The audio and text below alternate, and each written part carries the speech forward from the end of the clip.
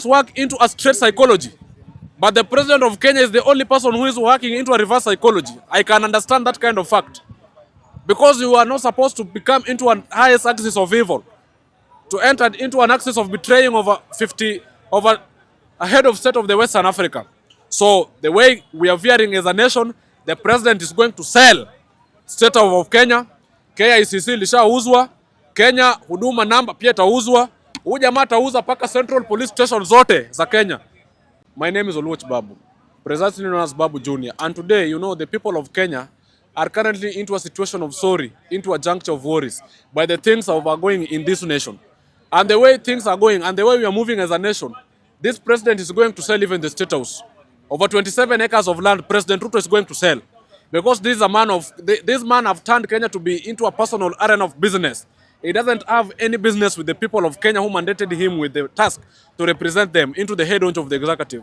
The president have signed into a deal of a lot of corporates with the president of France to allow the France to have a military base in Kenya. And it's something that is inconsistent, phenomenal, and quite worthwhile to understand that kind of fact. The president, all over 54 presidents, all presidents in the Western Africa have chased away any deal of the president of France to have a military bases into their countries. But how is it the president of the Republic of Kenya coming to sign a deal into a military bases to allow the France nation to have a military base in Kenya? This president, first of all, is a betrayer. Second, he is a pogrom. He is a shenanigan and a cabal of his own kind of emblems of the variances. Because you are not supposed to betray over head of the state of African. Africans work into a straight psychology. But the president of Kenya is the only person who is working into a reverse psychology. I can understand that kind of fact. Because you are not supposed to become into an highest axis of evil, to enter into an axis of betraying over a head of state of the Western Africa. So the way we are veering as a nation, the president is going to sell state of Kenya. KICC lishauzwa, Kenya huduma namba pia itauzwa. Huyu jamaa atauza paka Central Police Station zote za Kenya. The way we are veering as a nation. Huyu jamaa anaenda kuuza paka Supreme Court, Mlimani Court atauza. Mawaziri wake yote pia shauza, juu ajielewi. If you look now, Pia Wanda is a person who is brainwashed off and temporarily insane. He cannot even cater for the grievances of the people who mandated him with the task. So I want to tell the President of the Republic of Kenya, and I want to address you. My name is Oluoch Babu. I want to tell you that this kind of trajectory, should it persist within the jurisdiction of this nation, then you, Mr. President, you are veering this nation toward a systematic collapse. And I want to tell you today, you are remaining with 11 months in the office of the power. I want to tell you to start packing your little paraphernalia in the Statehouse. Because the Ruto summit that you are constructing currently, that will be your own way to veer you toward your home in Sugoi. And you will be the first person to launch the Ruto summit to Kikupeleka Sugoi. Because wewe sahi, you are now subjecting this nation toward a state of danger. And we will make sure that we have unearthed you from the docket of power. Because the nation is supposed to be represented by the president who cater for the grievances of the people. And it currently toward something that is inconsistent, phenomenal, and quite worthwhile to understand a kind of fact.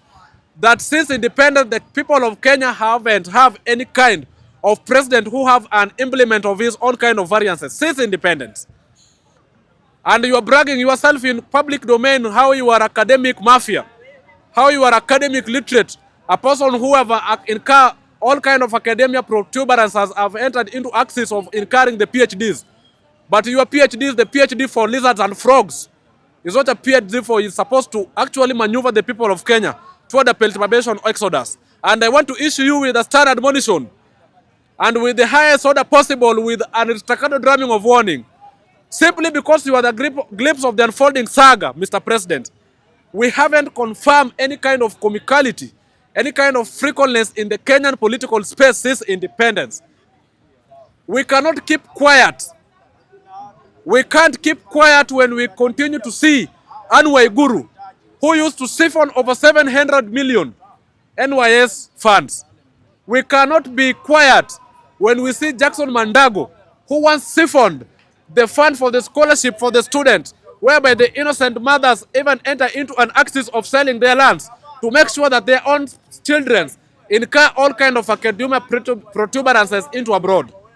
We cannot keep quiet to see the specific demagogues who siphoned over 30 billion funds continue serving. Bwana, toka nyuma yangu nitakupiga bwana.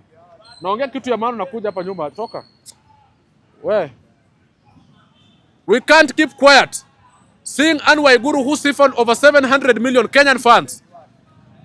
We as the beloved patriot of the nation, we are supposed to reawaken our collective consciousness toward the human dignity and to see how are you maneuvering as a nation.